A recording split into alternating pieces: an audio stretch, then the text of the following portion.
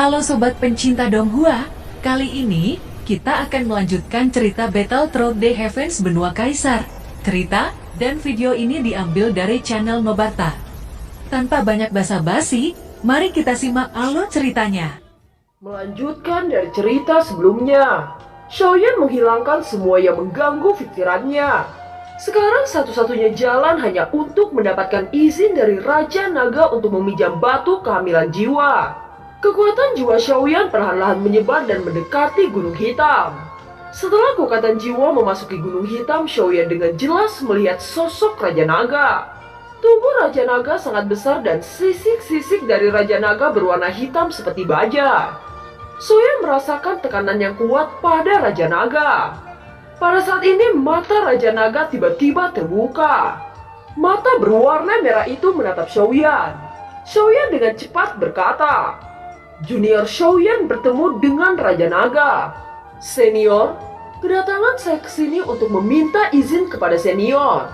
Saudara saya terluka parah dan hanya batu kehamilan jiwa yang mampu mengobati saudara saya. Saya mohon senior mengizinkan saya untuk meminta batu kehamilan jiwa. Apakah Anda memiliki persyaratan kepada saya?" ucap Xiaoyan. "Apakah Anda yakin batu kehamilan jiwa mampu menciptakan tubuh?" ucap Raja Naga. "Ya, Junior mampu membentuk tubuh dari batu kehamilan jiwa," ucap Xiaoyan. Raja Naga tertawa keras. Dia berkata dengan penuh semangat. Raja ini akhirnya memiliki kesempatan untuk dilahirkan. Selama beribu-ribu tahun Raja ini hanya memiliki jiwa. Selama tubuh fisik bisa tumbuh, maka saya bisa menatap matahari, ucap Raja Naga. Mendengar ini Xiaoyan sangat terkejut. Dia mengerti arti dari kata Raja Naga itu. Tentu saja Raja Naga ingin dia membantunya untuk membentuk kembali tubuh fisiknya. Xiaoyan akhirnya mengerti yang tersisa dari Raja Naga hanya kepalanya saja. Sedangkan tubuhnya sudah lenyap selama ribuan tahun yang lalu. Jiwa Raja Naga bisa bertahan berkat batu kehamilan jiwa. "Bocah, apakah Anda bisa membantu saya untuk membentuk tubuhku kembali?" tanya Raja Naga. "Saya bisa membantu Anda, tetapi masalah ini agak sulit. Saya perlu memikirkan bagaimana cara membentuk tubuh senior, dan itu juga memakan waktu yang lama," ucap Xiaoyan. Mendengar ini Raja Naga mengangguk. Meskipun kesulitannya besar, tetapi Raja Naga percaya bahwa Xiaoyan mampu melakukannya. Selama ribuan tahun Raja Naga berharap bisa mendapatkan tubuh. Sekarang Xiaoyan datang dan berkata bisa membuatkan tubuh. Bagaimana mungkin Raja Naga tidak bersemangat mendengar ini? Raja Naga tahu meskipun batu kehamilan jiwa membantu menjaga jiwa, namun seiring berjalannya waktu dia akan kehilangan kecerdasan dan memudar.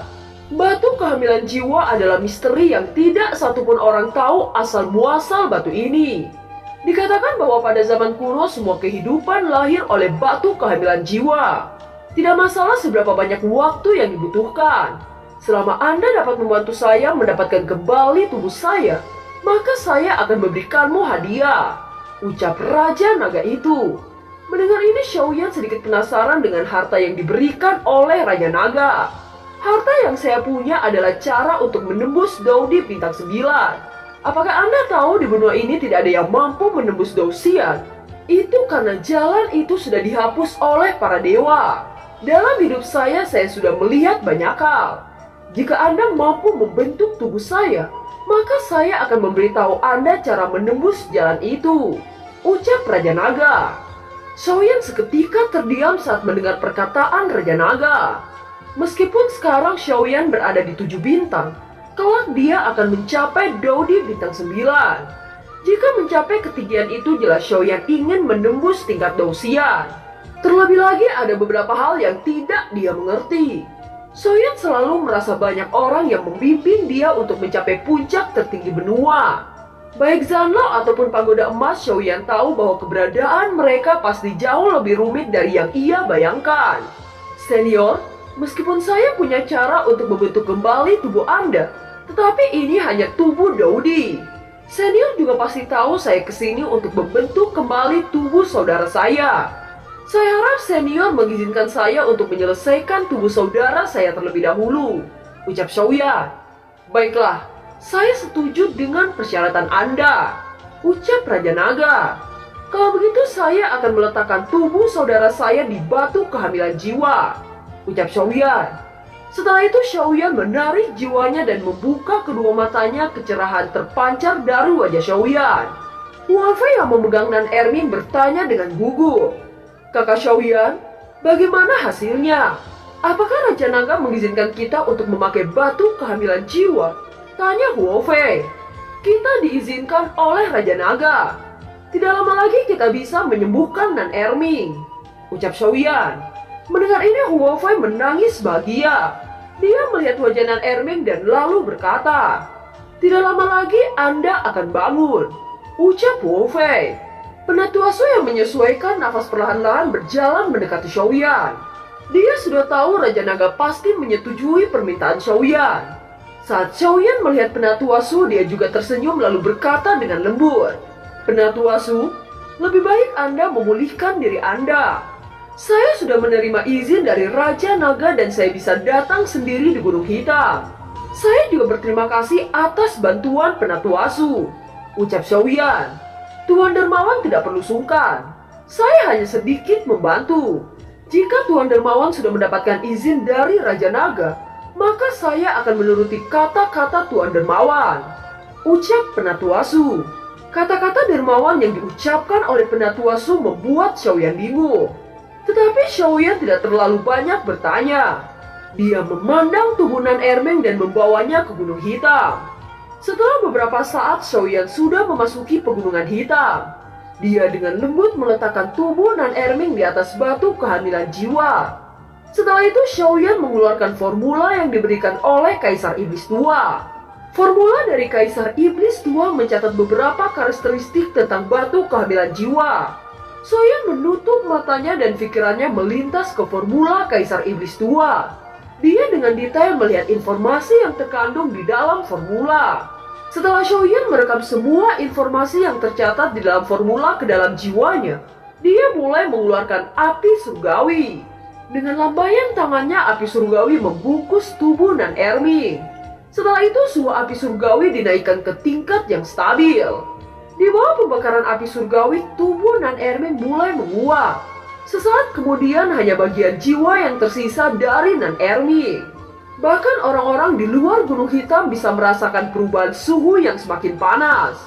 Mereka tidak bisa melihat apa yang terjadi di dalam Gunung Hitam. Tetapi mereka dapat membayangkan bahwa nyala api yang dimiliki Xiaoyan sangat mengerikan. Tiba-tiba seluruh pulau tiba-tiba bergetar hebat. Semua orang tidak mengerti apa yang sedang terjadi. Bahkan Penatua Su yang selalu tenang mengungkapkan sedikit kekhawatiran.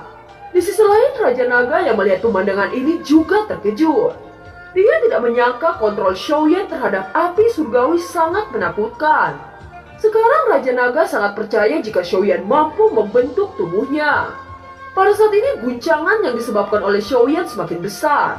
Suhu di area Gunung Hitam semakin panas oleh nyala api Xiaoyan. Hati semua orang bergetar melihat ini. Hanya dengan api surgawi Xiaoyan sudah bisa mengguncang pulau ini. Tampaknya situasi di depan mereka bukan masalah yang sederhana. Sebelum mereka bisa tenang, tiba-tiba terdengar suara langkah kaki yang bergema dari kejauhan. Apa yang sebenarnya terjadi? Tanya Huofei. Semua orang dari suku manusia ikan segera berjaga-jaga. Mereka bisa merasakan firasat yang buruk. Tidak lama kemudian mereka melihat sesosok besar berwarna hijau. Itu adalah katak raksasa.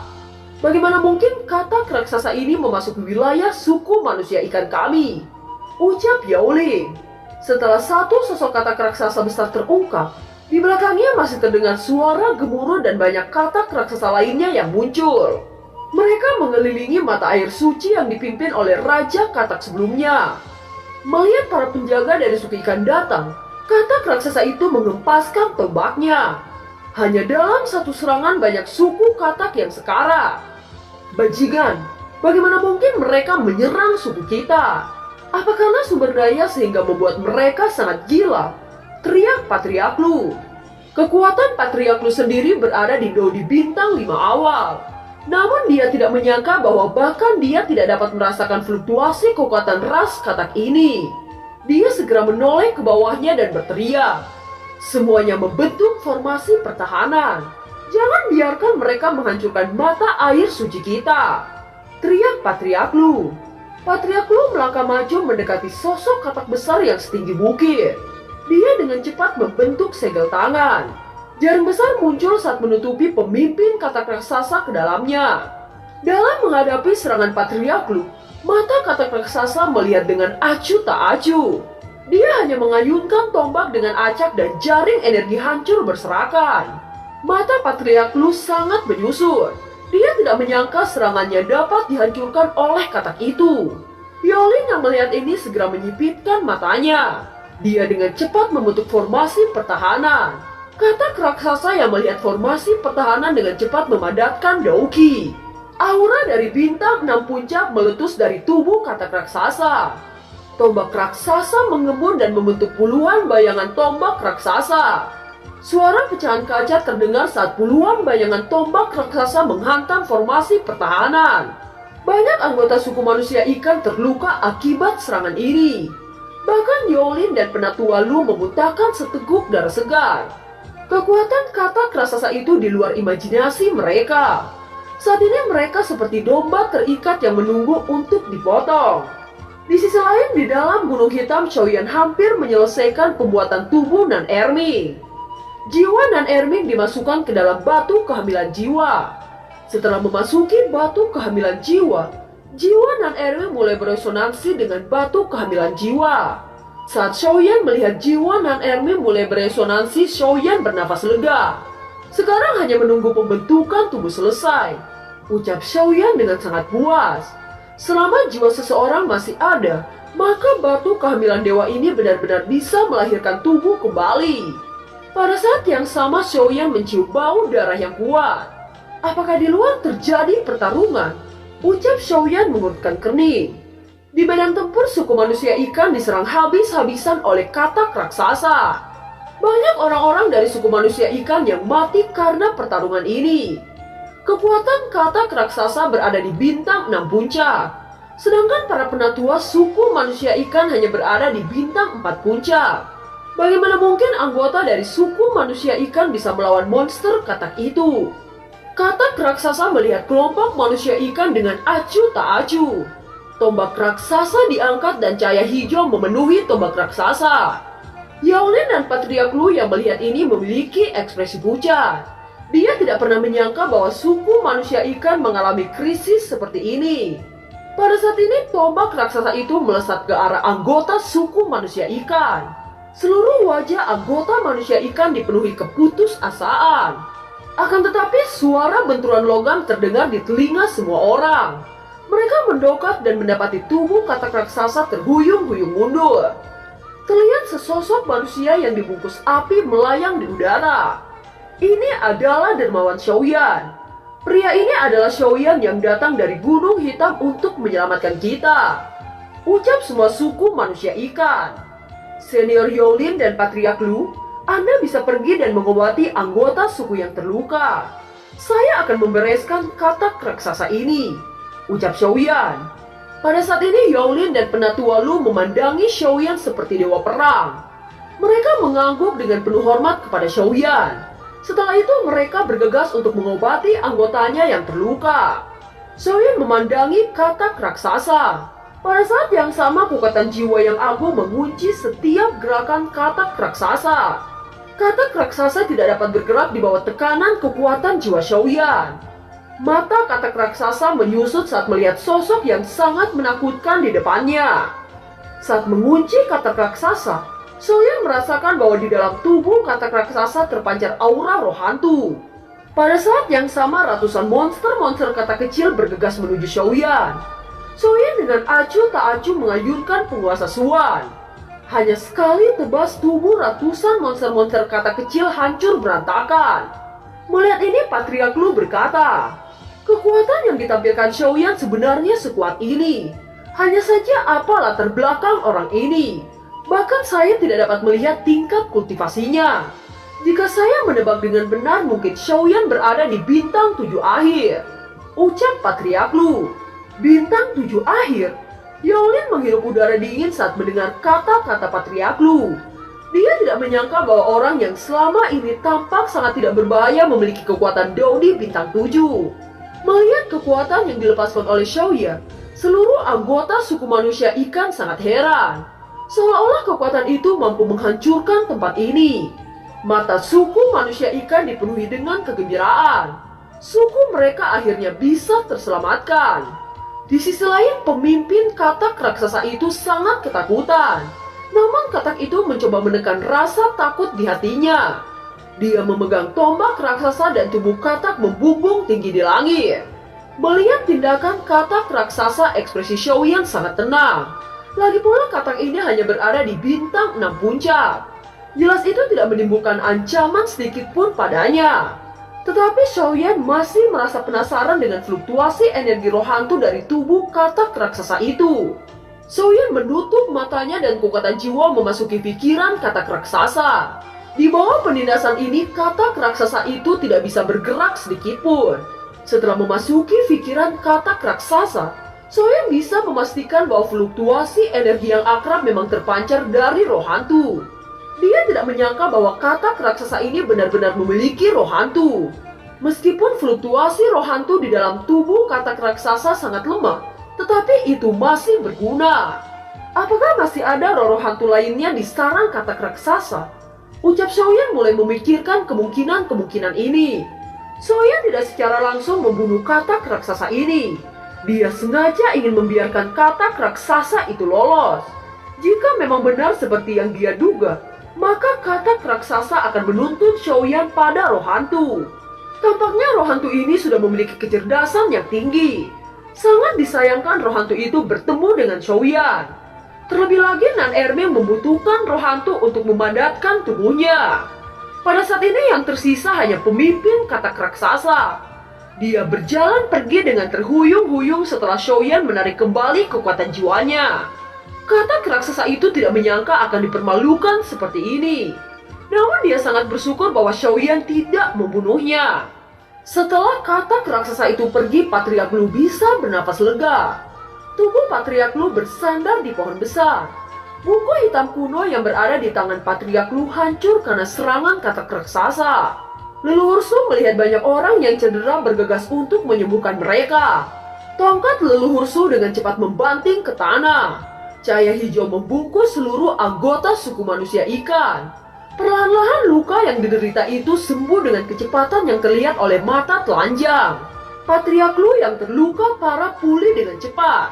Dia melirik ke arah Xiaoyan dan katak raksasa dengan tenang. Langkah kaki Xiaoyan terangkat dan mengambil langkah ke depan. Xiaoyan telah mengamati tindakan katak raksasa. Dia berspekulasi bahwa roh hantu berada di dalam tubuh katak raksasa. Hanya saja roh hantu bersembunyi sangat dalam. Roh hantu adalah salah satu dari 3 keajaiban dunia, yaitu mulai dari api surgawi, segel roh, dan roh hantu. Tentu saja semua orang mendamba-dambakan roh hantu. Kegunaan roh hantu adalah meningkatkan kultivasi seseorang. Dan sifat dari roh hantu adalah aura dingin. Namun semakin tinggi peringkat roh hantu, maka dia akan memiliki kecerdasannya sendiri. Sama halnya seperti api surgawi. Sedangkan segel roh sendiri bentuknya seperti batu segel. Sifat dari segel roh dapat digunakan untuk memperkuat pertahanan jiwa seseorang. Dan film pun berakhir. Terima kasih telah menyimak dari awal sampai akhir ya. Sampai jumpa.